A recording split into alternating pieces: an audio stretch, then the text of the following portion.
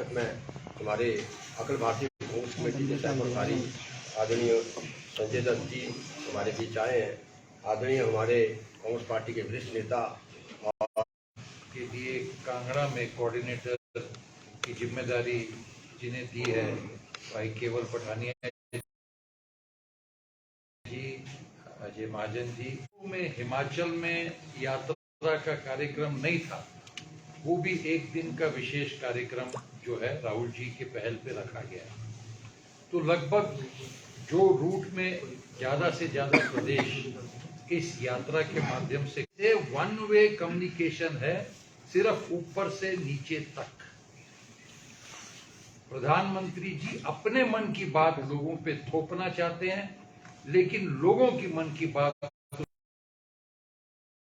क्या है या उनकी चिंताएं क्या है उसके बारे में कोई ध्यान नहीं है। और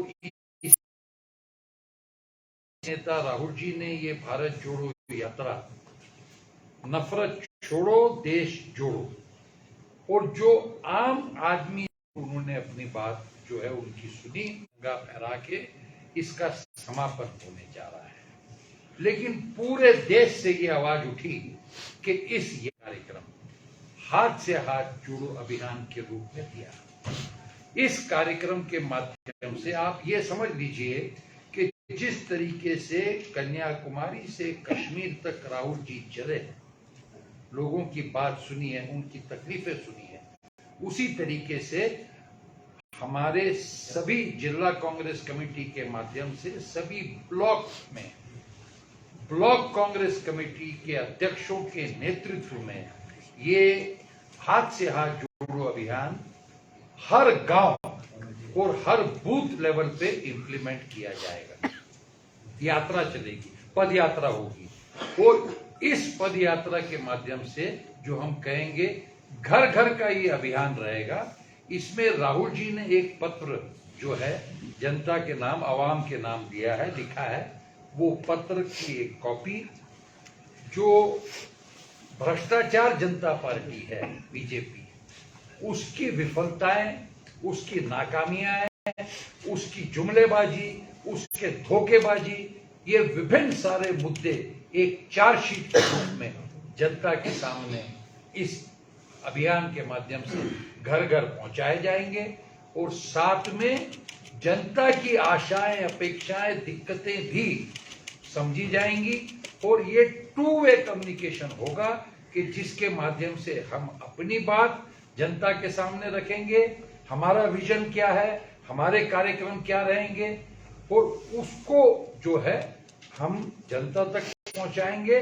और जनता की जो दिक्कतें हैं वो हमारे लीडरशिप, और आज जैसे हिमाचल में जनता ने कांग्रेस पार्टी को मैंडेट दिया है, सरकार तक पहुंचाएंगे। और निश्चित रूप से एक बहुत अच्छी भावना आज पूरे प्रदेश में सरकार कांग्रेस की स्थापित होने के बाद एक बनी है। आपने देखा कि कांग्रेस का इतिहास रहा है कि जो कहा वो किया, और जो 10 वादे हमने मैनिफेस्टो के रूप में जनता के सामने चुनाव प्रचार के दरमियान रखे थे, उसमें से पहला वादा ओपीएस का सम्मानीय मुख्यमंत्री जी ने कैबिनेट की मीटिंग के बाद घोषित किया है, और साथ ही साथ दूसरे वादों पे भी कार्रवाई हो रही है। आने वाले समय में उसे भी पूरा किया जाएगा। एक तरफ कांग्रेस का ये इतिहास है, दूसरी तरफ आज देश में हम परिस्थिति देखें तो हर क्षेत्र में हमें सर झुकाने की नौबत आ गई है। अभी कुछ दिन पहले ही एक एनुअल पुलिस की मीट हुई, जिसमें ये स्पष्ट रूप से बात सामने आई कि हमारे जो 65 पेट्रोलिंग स्टेशन हैं ईस्टर्न लद्दाख में, उसमें से 26 स्टेशनों का असेस हमारा खो चुके हैं। वो आज के दिन में चीन के कब्जे में है। ये जानकारी एनुअल पुलिस मीट में रखी गई। और एक तरफ ये ग्राउंड रियलिटी है, और दूसरे तरफ आज भी जो है मोदी सरकार डिनायल में है, इल्लीगल ऑक्यूपेशन को नकार रही है, जो चीन ने इन बॉर्डर एरियो पे बड़े बड़े इंफ्रास्ट्रक्चर खड़े कर उसको नकार रही है और चीन को क्लीन चिट दे चुकी है। तो इस तरीके से आज हमारे बॉर्डर भी सेफ नहीं है। दूसरी तरफ हम देख रहे हैं कि पूरे देश में विषमताएं बढ़ रही हैं, जो है अमीर अमीर होते जा रहे हैं और गरीब की कितनी विषमताएं हैं। जो पार्टी चुनाव प्रचार में लोगों का मन ये बात लेके जीती थी कि हम साल में 2 करोड़ नौकरियां देंगे, 8 साल के हिसाब से 16 करोड़ नौकरियां देना बनता था, लेकिन आज सरकारी डिपार्टमेंट में ही 30 लाख से ज्यादा पोस्ट वेकेंट है, लेकिन उसके बारे में सरकार कोई पहल नहीं उठा रही। अनएम्प्लॉयमेंट का रेट आज 8.3% हो गया है और आंकड़े जो सामने आए हैं उस आंकड़ों के अनुसार 10.09 ये शहरी भाग में अनएम्प्लॉयमेंट का दर आज हो गया है। इससे आप अंदाज लगा सकते हैं कि ऐसा कोई घर बचा नहीं है जिसमें बेरोजगारी की समस्या का सामना नहीं किया। और महंगाई की बात तो क्या करें कि आम जो मुद्दे हैं, गैस सिलेंडर पिछले 1 साल का ही अगर आप हिसाब किताब लेखा जोखा समझो तो पिछले 1 साल में गैस सिलेंडर की कीमत 200 रुपए बढ़ी, दूध की कीमत 10 रुपए बढ़ी है, तुर दाल और अरहर दाल की कीमत 10 रुपए बढ़ी है, और जो हमारा तेल है वो 15 से खाने का तेल 15 से 20 रुपए बढ़ा है, और आटे के भाव में 25% बढ़ा हुआ है। तो इस तरीके से सामान्य आदमी को जो है महंगाई का, बेरोजगारी का सामना करना पड़ रहा है। और ना खाऊंगा ना खाने दूंगा वादा करके जो मोदी जी सरकार में आए थे, उनकी सबसे भ्रष्ट सरकार है। उनके स्टेट में, हर स्टेट का उदाहरण आप ले लो, कर्नाटका का उदाहरण ले लो कि वहां पे जो कॉन्ट्रैक्टर हैं वो सुसाइड कर रहे हैं। क्यों? क्योंकि स्पष्ट रूप से मंत्री कहते हैं कि 40% कमीशन हमारा पहले रखो, बाद में आपको टेंडर का काम मिलेगा। तो 40% कमीशन के हिसाब से ना काम की क्वालिटी रहेगी और फिर उस काम में अधिकारी ही जो है सरकार को पैसा पहुंचाएंगे, वो काम करेंगे। तो इस तरीके से जो आपको मैं याद दिलाना चाहता हूं कि मोदी जी ने अपने प्रचार के दरमियान में कहा था कि 2022 तक किसानों की आमदनी दुगनी हो जाएगी, और ये बात उन्होंने 2016 में उत्तर प्रदेश के बरेली के सभा में कही थी। लेकिन जो आंकड़े सामने आए हैं 2016 से लेके 2021 तक हर साल किसानों की आमदनी 1.5% से कम हुई है। दुगनी की बात तो छोड़ दीजिए। और मोदी जी ने कहा था कि 2022 के अंत तक हर नागरिक का अपना घर होगा और 24 घंटे इलेक्ट्रिसिटी होगी। वो सपना भी अधूरा रह गया। ऐसे बहुत से सपने दिखाए थे, मैंने आपको सिर्फ 1-2 उदाहरण दिए। और आज संविधान का हाल क्या हो गया है कि जो संविधान का रखवाला है, हम देख रहे हैं हर प्रदेश में गवर्नर भारतीय जनता पार्टी का चपरासी बन के काम कर रहा है। बहुत ही विडंबना है कि जो संविधान की रक्षा करने की जिम्मेदारी जिसको सौंपी गई है वो भारतीय जनता पार्टी का कार्यकर्ता बन के काम कर रहा है। तो पूरे तरीके से संस्थाओं भी धोखा में है और सीबीआई, ईडी का इस्तेमाल चुनी हुई सरकारों को गिराने के लिए किया जा रहा है। ये सारी बातें हमारे चार्जशीट में जो है जनता तक ले जाई जाएंगी। और साथ में आज हिमाचल में कांग्रेस का पर्व जो शुरू हुआ है, पूर्व में जो राजा वीरभद्र सिंह जी के टाइम में जो विकास की गंगा हर विधानसभा क्षेत्र में पहुंची और कभी कोई पार्टी के मुद्दों पे भेदभाव नहीं किया गया, वही अभी हमारे मुख्यमंत्री ठाकुर सुखविंदर सिंह सुक्खू जी के नेतृत्व में हमारी सरकार काम करेगी। और जो पिछले 5 साल में जो विकास पटरी से उतर गया था और जो हमारा प्रदेश हिमाचल प्रदेश जो देवभूमि है वो पिछड़ गई थी, उसका गत वैभव पुनः स्थापित करने का काम ये सरकार निश्चित रूप से सफलता से करेगी, ये विश्वास है। ये सारी बातें हमारे जिला कांग्रेस कमेटी के माध्यम से, ब्लॉक कांग्रेस अध्यक्षों के फ्रंटल सेल डिपार्टमेंट के माध्यम से, हाथ से हाथ जोड़ो अभियान के द्वारा लोगों तक, घर घर तक पहुंचाई जाएगी। और ये पूरा देख रेख, जैसे आपने देखा कि आज के महत्वपूर्ण बैठक में हमारे सबसे वरिष्ठ नेता चंद्र कुमार जी हैं, किशोरी लाल जी हैं, और जिनको जिम्मेदारी सौंपी गई है वो हमारे भाई केवल जी हैं, प्रदेश कांग्रेस के कोऑर्डिनेटर, संजय चौहान जी हैं, संजय रतन जी भी हैं। उनका आते वक्त गाड़ी में एक्सीडेंट हो गया तो वो पहुंच नहीं पाए। और आज हमारे बाकी सारे विधायक जो हैं वो हमीरपुर में स्टेट हुड का कार्यक्रम था, तो कुछ लोग अभी रास्ते में हैं, थोड़ी देर में पहुंचेंगे।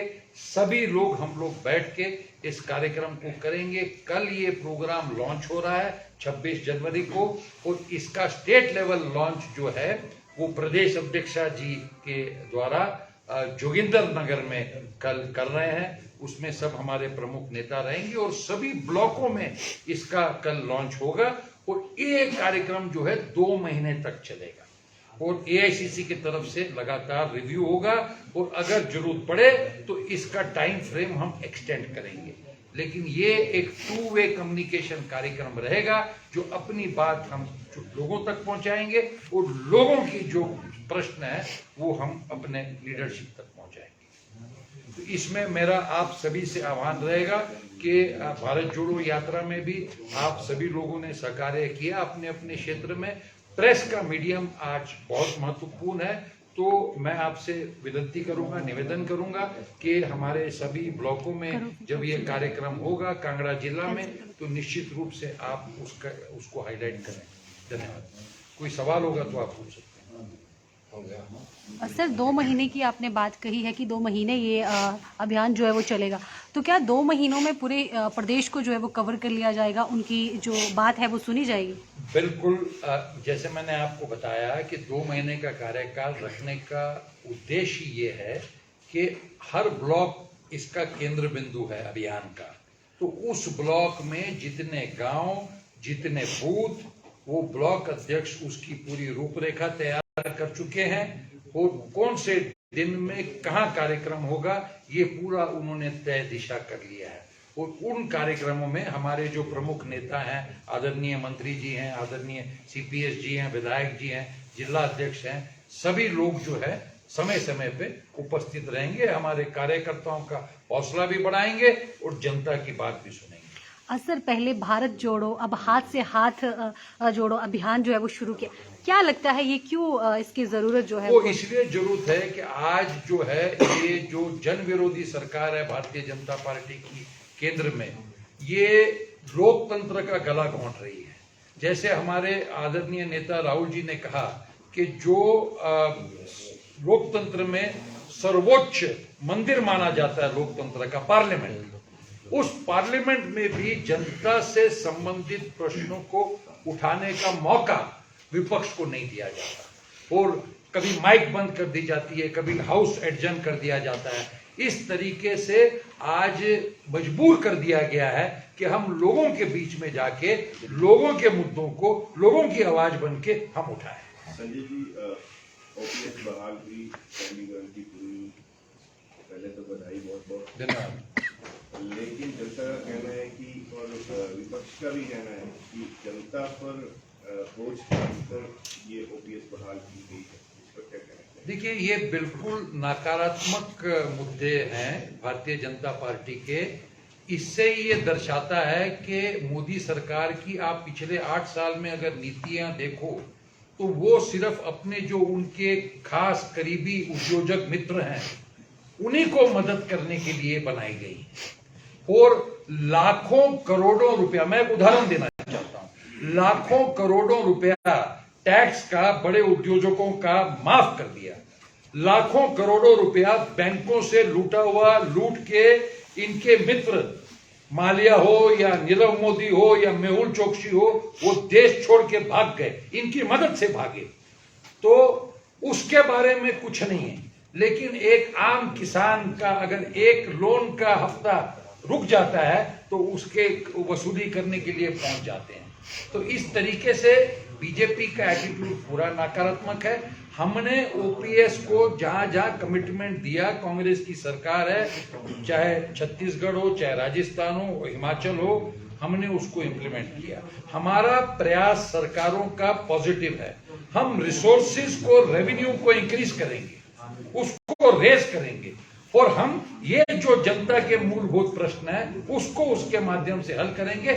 आम आदमी को, किसान को, मजदूर को, गरीब तबके को उसका फायदा देंगे, ना कि सिर्फ सीमित जो मोदी जी कर रहे हैं अपने उद्योजक मित्रों को। सर, हाल ही में एक डॉक्यूमेंट्री निकाली गई है जिस पर बैन लगा दिया गया है ब्रॉडकास्टिंग डिपार्टमेंट द्वारा, उस पर क्या प्रतिक्रिया रहेगी? देखिए, ऐसा है कि सबसे बड़ी बात है कि आज हमें गर्व है कि हमारा देश विश्व का सबसे बड़ा लोकतंत्र है, लेकिन अब उस पे प्रश्न चिन्ह लगने के हाल पैदा हो गए, क्योंकि जिस तरीके से देश में चल रहा है कि हर संस्था का मिसयूज करके लोकतंत्र में गला घोटने का काम, खासकर विपक्ष की आवाज दबाने का काम जो है, ये सरकार के माध्यम से हो रहा है। और आज के दिन में पूरा विश्व एक, हम जो बोलते हैं कि एक्सटेंशन है, क्योंकि इंटरनेट है। आप गूगल के ऊपर आप कुछ भी देख सकते हैं, आप नेट के ऊपर आप किसी भी देश में क्या हो रहा है उसको जान सकते हैं। तो सबसे पहली बात तो ये डॉक्यूमेंट्री पे बैन लगाना एक मजाक है, क्योंकि विभिन्न वेबसाइट्स पे ये डॉक्यूमेंट्री उपलब्ध है, ट्विटर पे उसकी जानकारी आ रही है, लोग देख रहे हैं। हमने देखा केरल में उसका शो हुआ, बाकायदा दिखाई गई। और दूसरा सवाल ये उठता है कि छुपाने वाली बात क्या है? अगर जो है किसी ने बात रखी है, अगर आपको लगता है कि वो बात गलत है, तो आप उसको काउंटर कीजिए। लेकिन किसी चीज पे ढक्कन लगाने से, आप गर्म पानी जब उबलता है उस पर ढक्कन लगाते हो तो ढक्कन गिरा दिया जाता है, गर्म पानी का प्रेशर होता है। आज वो हालात देश में पैदा हो रहे हैं। तो इसीलिए ये डॉक्यूमेंट्री के बारे में जो है, आपको काउंटर करने का तरीका उसको बैन करने से नहीं है, क्योंकि बैन विफल है, लोग देख रहे हैं, ये वास्तविकता है। सर, इसके अलावा बात करें कांग्रेस पर।